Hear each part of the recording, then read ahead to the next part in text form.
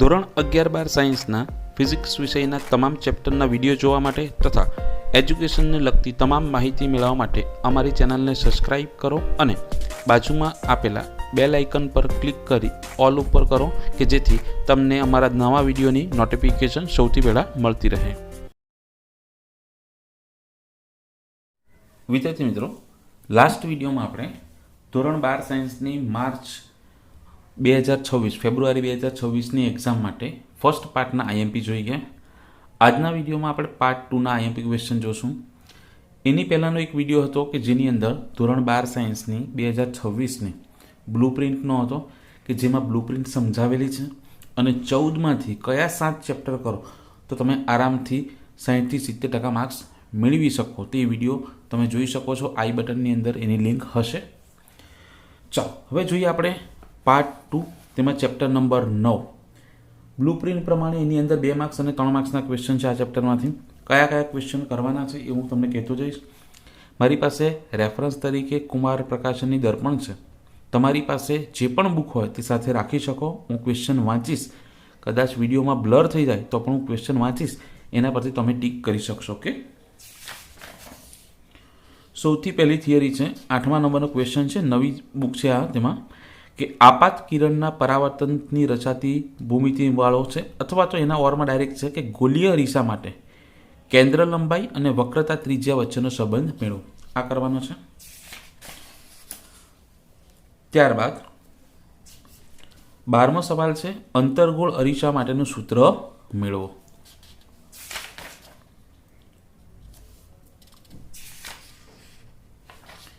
ત્યાર પછી 16મો સવાલ છે, અરીસા અને અંતર્ગોળ અરીસા માટે રેખીય મોટવણીનું સૂત્ર મેળવો. નેક્સ્ટ 19મો સવાલ છે, તેની અંદર એ સવાલ નથી કરવાનો પણ એનામાંથી એમસીક્યુ આવી શકે કે પાતળામાંથી ઘટ્ટ માધ્યમમાં જાય તો લંબ તરફ વાંકું વળે અને ઘટ્ટમાંથી પાતળા માધ્યમમાં કિરણ જાય તો લંબથી દૂર જાય. એ તમારે યાદ રાખવાનું છે. ત્યારબાદ આભાસી ઊંડાઈ અને સાચી ઊંડાઈ, તેની અંદર જે ઇક્વેશન છે તે તમારે યાદ રાખવાનું છે. એના પરથી પણ એમસીક્યુ આવી શકે. એની પછી પૂર્ણ આંતરિક પરાવર્તન, તે કરવાનો છે સવાલ. ત્યારબાદ 28મો સવાલ છે, ઓપ્ટિકલ ફાઇબરનો સિદ્ધાંત, રચના અને કાર્ય સમજાવ, એ કરવાનો છે. હવે અમુક સ્ટુડન્ટ એવું વિચારે કે આ સવાલ તો કોઈક દિવસ પૂછાયો નથી, પણ બોર્ડની પરીક્ષામાં એવું થાય જે ક્વેશ્ચન કોઈ દિવસ ના પૂછાયા હોય, આઈએમપી ના હોય એવા ક્વેશ્ચન પૂછવામાં આવે તે પેપર અઘરું બની જતું હોય સ્ટુડન્ટ માટે. ઓકે, ત્યાર પછી 30મો સવાલ છે, ગોલીય સપાટી વડે થતા વક્રીભવન માટે સૂત્ર મેળવવાનું છે, -n1/u + n2/v વાળું. ત્યાર પછી એની સામે છે, પાતળા લેન્સ માટેનું સૂત્ર મેળવો અથવા તો લેન્સ મેકર્સનું સૂત્ર. તો એ જ સવાલની અંદર આટલું લેન્સ મેકર્સનું સૂત્ર કીધું હોય તો સૂત્ર અહીંયા સુધી લાવવાનું, ના કીધું તો અહીંયા સુધી લેન્સનું સૂત્ર મેળવવું, કીધું તો અહીંયા સુધી. ઓકે, ત્યારબાદ લેન્સ વડે રચાતા પ્રતિબિંબની મોટવણીનું સૂત્ર. નેક્સ્ટ છે લેન્સનો પાવર. ત્યારબાદ 38મો સવાલ છે, સંપર્કમાં રાખેલા લેન્સ માટે સમતુલ્ય કેન્દ્ર લંબાઈ, એના પરથી એનું પાવર અને મોટવણી, એ બધા સૂત્ર તમારે યાદ રાખવાના છે એમસીક્યુ માટે. ત્યારબાદ પ્રિઝમનું સૂત્ર મેળવો, તે કરવાનું છે. ત્યાર પછી પ્રિઝમ માટે વિચલન કોણ વિરુદ્ધ આપાત કોણના મૂલ્યનો આલેખ અને લઘુત્તમ વિચલન કોણ શોધો. ત્યાર પછી પાતળા પ્રિઝમનું સૂત્ર એમસીક્યુ માટે યાદ રાખવાનું છે. હવે આ માઇક્રોસ્કોપ અને ટેલિસ્કોપ એ બધા જ તમારે કરવાના છે. સાદા માઇક્રોસ્કોપના બંને કિસ્સા, નજીક બિંદુ અંતરે અને અનંત અંતરે પ્રતિબિંબ રચના. સંયુક્ત માઇક્રોસ્કોપની મોટવણીનું સૂત્ર, 49મો સવાલ. અને ત્યારબાદ 51મો સવાલ છે, વક્રીકારક અથવા તો રિફ્રેક્ટિંગ ટેલિસ્કોપ માટે મોટવણીનું સૂત્ર, એ બધા કરવા છે. ત્યારબાદ દાખલાની વાત કરીએ.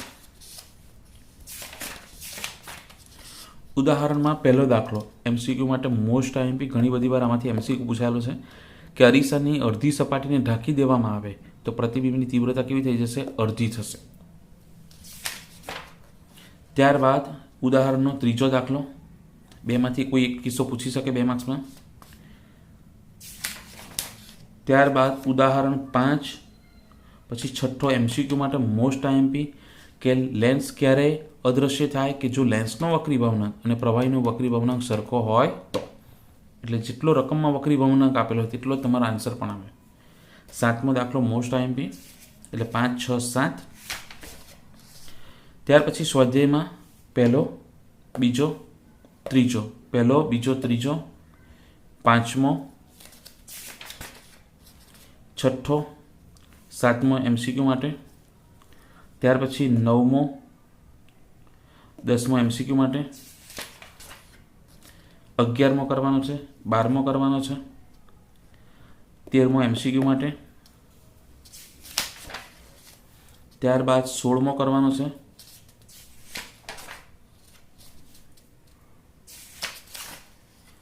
21મો,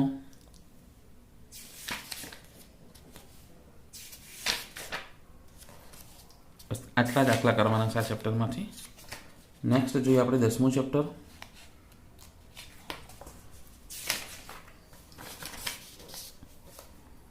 દસમા ચેપ્ટરમાં 5મો સવાલ છે હાઇગેન્સનો સિદ્ધાંત. એ આપણે ગોળાકાર તરંગ અગ્ર માટે છે. છઠ્ઠો છે સમતલ તરંગ અગ્ર માટે. તે બંને કરવાના હાઇગેન્સનો સિદ્ધાંત. ત્યારબાદ 8મો સવાલ છે હાઇગેન્સના સિદ્ધાંતની મદદથી સમતલ તરંગનું વક્રીભવન સમજાવો પાતળામાંથી ઘટ્ટ માધ્યમ માટે. ઓકે, અહીંયા ઘટ્ટમાંથી પાતળામાં છે એ નથી કરવાનું, તમારે પાતળામાંથી ઘટ્ટ માટે કરો. ત્યાર પછી હાઇગેન્સના સિદ્ધાંતની મદદથી સમતલ તરંગનું પરાવર્તન સમજાવો એ કરવાનો છે. ત્યારબાદ 16મો સવાલ છે સહાયક અને વિનાશક વ્યતિકરણની શરતો મેળવો એ કરવાનો છે.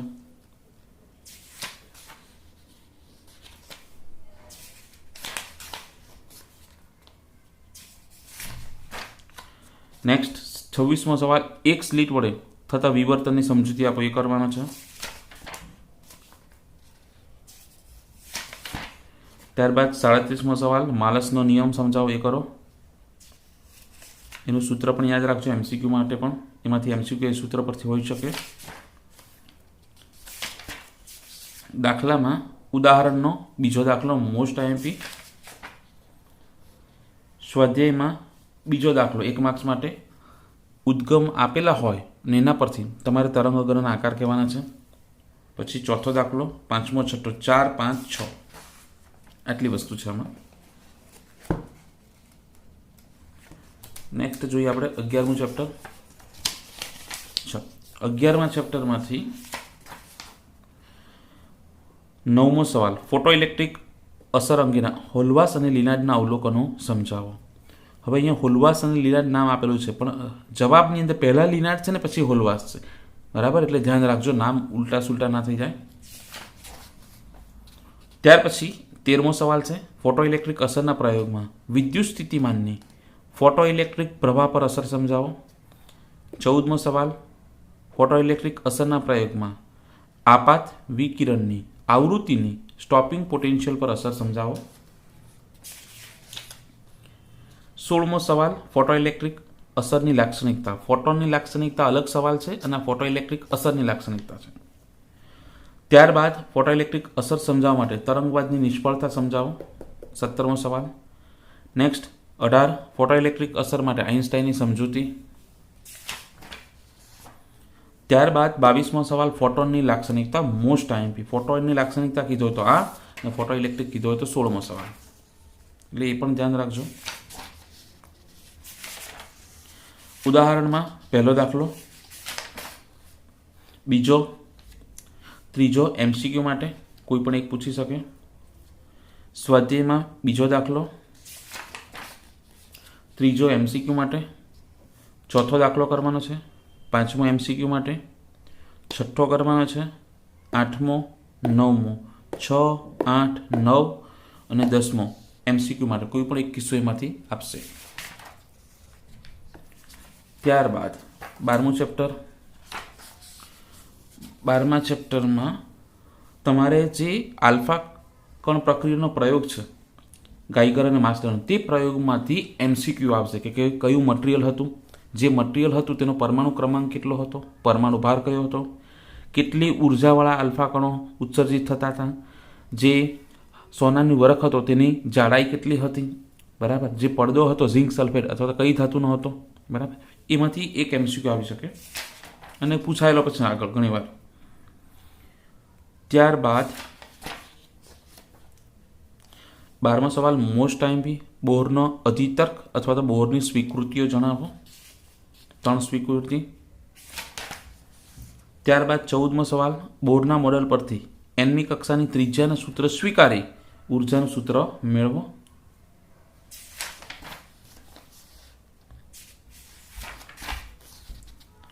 ત્યારબાદ 21મો સવાલ બોરના પરમાણુ મોડેલની મર્યાદાઓ.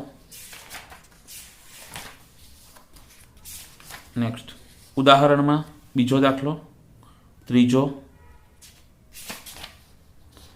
સ્વાધ્યાયમાં ત્રીજો અને ચોથો MCQ માટે 5મો કરવાનો છે, ત્રીજો, ચોથો, 5મો, 7મો. આટલી વસ્તુ તમારે કરવાની છે. ત્યારબાદ 13મું ચેપ્ટર.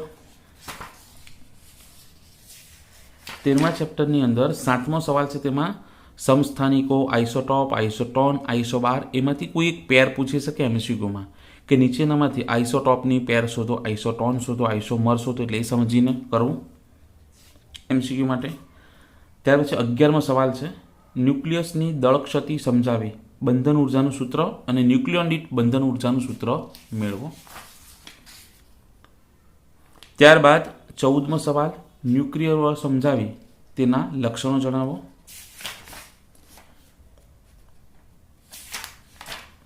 નેક્સ્ટ 20મો સવાલ સૂર્ય અને તારાઓમાં ઉર્જાના સ્ત્રોત તરીકે તાપ ન્યુક્લિયર સંલયન પ્રક્રિયા સમજાવો. આખી પણ પૂછી શકે અથવા તો આ સંલયન પ્રક્રિયા માત્ર સમીકરણ પણ પૂછી શકે. આ સમીકરણમાં જે ઉર્જાની વેલ્યુ છે તે પણ MCQમાં પૂછાયેલી છે, એટલે ઉર્જાના વેલ્યુ પણ યાદ રાખવો. ઓકે. ત્યાર પછી ઉદાહરણમાં પહેલો દાખલો કરવાનો છે, બીજો MCQ માટે, ત્રીજો કરવાનો છે, પહેલો, બીજો, ત્રીજો. સ્વાધ્યાયમાં ત્રીજો, ચોથો, 7મો, 8મો, ત્રીજો, ચોથો, 7 અને 8 આટલી વસ્તુ તમારે કરવાની છે. નેક્સ્ટ જોઈએ આપણે 14મું ચેપ્ટર.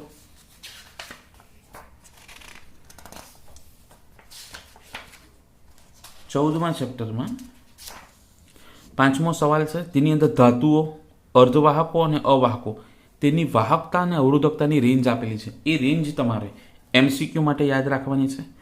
ત્યાર પછી અર્ધવાહકોનું વર્ગીકરણ છે, તેની અંદર પ્રાથમિક અર્ધવાહકો સિલિકોન અને જર્મનિયમ અને મિશ્ર અર્ધવાહકોની અંદર અકાર્બનિક, પછી કાર્બનિક અને કાર્બનિક પોલિમર, એ બધાના ઉદાહરણ યાદ રાખવાના છે MCQ માટે મોસ્ટ આઈએમપી કે નીચેનામાંથી કયું અકાર્બનિક અર્ધવાહક છે અથવા તો નથી, કયું કાર્બનિક છે અથવા તો નથી, બરાબર, એ રીતે પૂછે છે.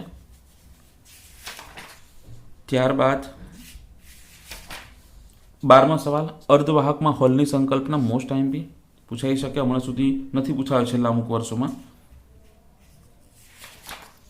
ત્યારબાદ 16મો સવાલ N પ્રકારનો અર્ધવાહક. 17મો સવાલ P પ્રકારનો અર્ધવાહક. N અને P પ્રકારનો અર્ધવાહક પછી બેન ડાયાગ્રામના આધારે કીધો હોય તો પણ અને એનો તફાવત પણ મોસ્ટ આઈએમપી. ત્યાર પછી આ છે N અને P પ્રકારના અર્ધવાહકનો તફાવત. નેક્સ્ટ છે 27મો સવાલ PN જંક્શન ફોરવર્ડ બાયસ. 28મો સવાલ PN જંક્શન રિવર્સ બાયસ અને 30મો સવાલ PN જંક્શન ફોરવર્ડ અને રિવર્સ બાયસની લાક્ષણિકતા. ખાસ ધ્યાન રાખજો, લાક્ષણિકતા કીધો એટલે આ ગ્રાફ વાળું આવશે અને એમાં આકૃતિ અલગ આવે. ખાલી ફોરવર્ડ અને રિવર્સ કીધું તો આવી આકૃતિ આવશે એમાં. ઓકે. ત્યાર પછી ફોરવર્ડ અને રિવર્સ બાયસની થિયરી જો તમારે યાદ રાખવી હોય તો ફોરવર્ડ અને રિવર્સ બાયસનો જે તફાવત છે એ યાદ રાખો. તે તફાવત પરથી તમને થિયરી યાદ રહેશે. ઓકે. ત્યાર પછી 34મો અને 35મો સવાલ અર્ધ તરંગ રેક્ટિફાયર અને પૂર્ણ તરંગ રેક્ટિફાયર. છેલ્લા 6 વર્ષથી આ બે થિયરી પૂછાય છે વારા પરથી કે ભાઈ 2020માં પૂર્ણ તરંગ પૂછાયું, 2021માં અર્ધ તરંગ પૂછાયું, 2022માં પાછું પૂર્ણ તરંગ પૂછાયું, 23માં અર્ધ તરંગ પૂછાયું, 24માં પૂર્ણ તરંગ અને 25માં પાછું અર્ધ તરંગ. કન્ટિન્યુ વારા પરથી એ પ્રમાણે તમે જોવા જાઓ તો આ વર્ષે પૂર્ણ તરંગ પૂછવાની શક્યતા છે, પણ બંને થિયરી તમારે કરવી, કેમ કે છેલ્લા 6 વર્ષના પેપરમાં આ 2 થિયરી પૂછાઈ છે વારા પરથી. 3 વાર આ થિયરી અર્ધ તરંગ અને 3 વાર પૂર્ણ તરંગ, એટલે બંને મોસ્ટ ટાઈમથી 4 માર્ક્સ માટે. કેમ કે આ ચેપ્ટરમાં બીજા કોઈ એવા સવાલ નથી કે 4 માર્ક્સમાં આવી શકે, ફોરવર્ડ રિવર્સ સિવાય. ઓકે, અને એક આ સવાલ, એટલે આમાંથી જ આવશે, આ 2 સવાલમાંથી. એટલે અર્ધ તરંગ અને પૂર્ણ તરંગનો જો તફાવત યાદ રાખશો તો તમને થિયરી યાદ રાખશે, અથવા તો થિયરી આવડે તેનો તફાવત પણ તમને ખબર પડશે. એટલે એ પણ જોઈ જવું એકવાર.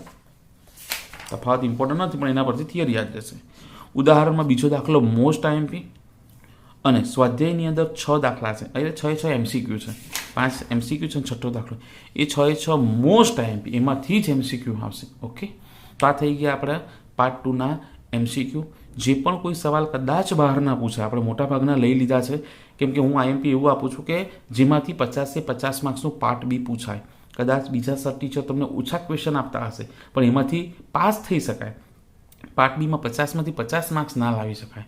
આપણા જે આઈએમપી છે તે પાર્ટ બીમાં 50માંથી 50 માર્ક્સ લાવવા માટે છે. ઓકે.